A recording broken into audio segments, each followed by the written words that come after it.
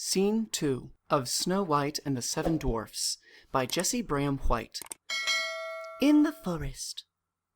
Great trees meet over a wild and overgrown path. It is after sunset, and the light is fading fast. A small brown bird flies above the path, chirping a little call, and perches in a tree just out of sight. Snow White, running gaily, follows the bird. Yes, little brown bird, I heard you. You want another answer? Wait until I get my breath. She whistles in imitation of the bird's call. What? Flying on again, as soon as you've made sure I've heard? Where are you trying to lead us? Berthold, there's the brown bird again. He seems to be trying to get me to follow him. He's perched on that tree now, waiting for me to come up.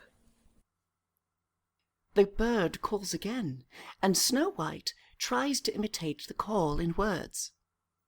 Come, Snow White! Come, Snow White! Is that what you're trying to say?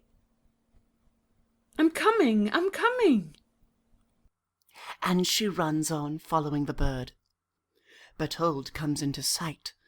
As he sees how lonely the spot is, and how dark with the shadows of the great trees, he halts irresolutely and murmurs to himself. It may as well be here as anywhere. Mile after mile you have put it off, till the next turn or some more shadowed spot.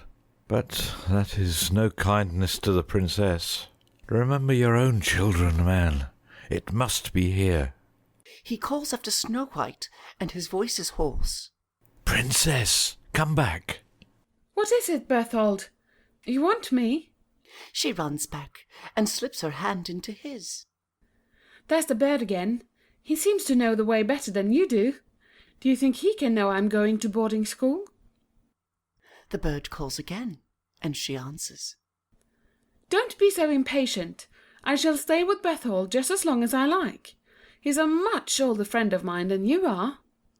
What did you want, Berthold? Oh, dear princess. But he cannot go on. Why are you so pale? Have you hurt yourself? She tries to take his hand again, but he draws it away. Oh, you're angry with me? Something I did or said hurt your feelings? I didn't mean to. Please forgive me. Forgive you, princess? He kneels before her and cries out in anguish. Oh, say you can forgive me. Forgive you? For what? She tries to raise his bowed head, that she may see his face. What is it, Berthold? Don't look at me, princess. Don't look at me.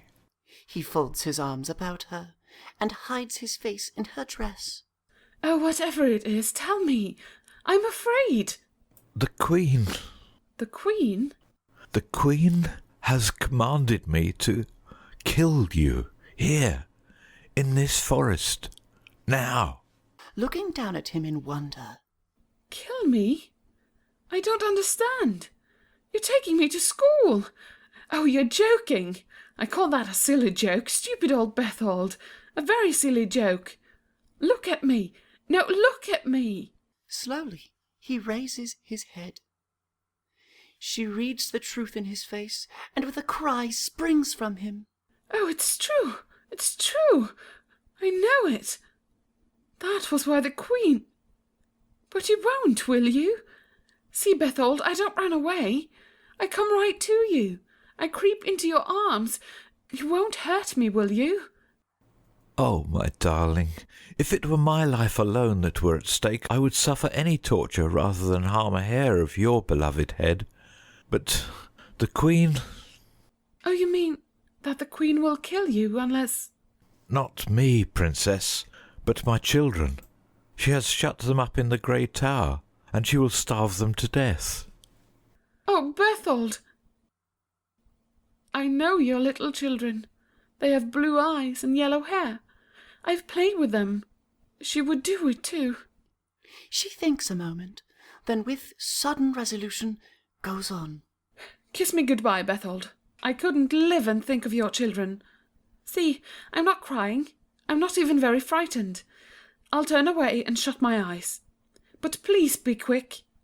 Staggers to his feet and makes a fumbling movement for his knife. But as he touches it, he sinks down again with a cry. Oh, I cannot, Princess. I cannot. What you must, Bethold. How else can you save your children? I will find some way. Some way. No, it's not possible, Bethold. It's not possible for me to kill your Highness.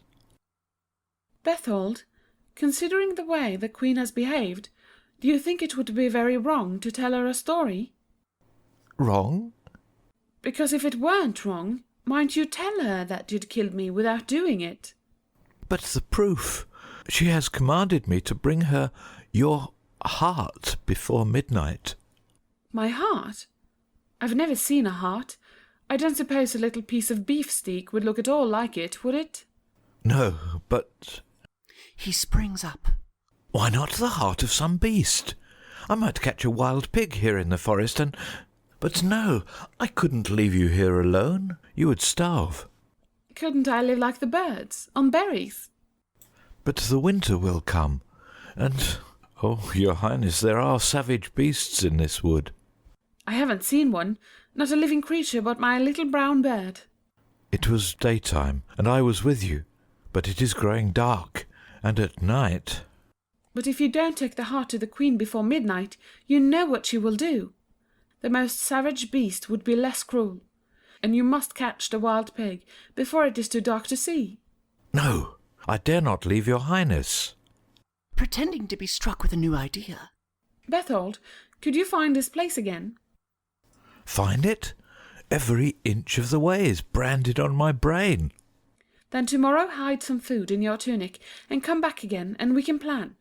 You might build me a little hut and bring me food every day like a mother bird, and I could live a little lone forest princess. I might, but...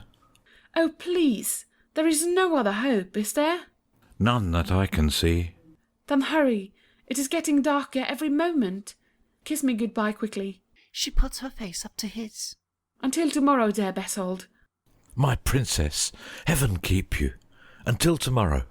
He hastens away, calling after him. Goodbye, dearest Bethold. Then to herself. Poor Bethold. Does he think the Queen will ever let him out of her sight again?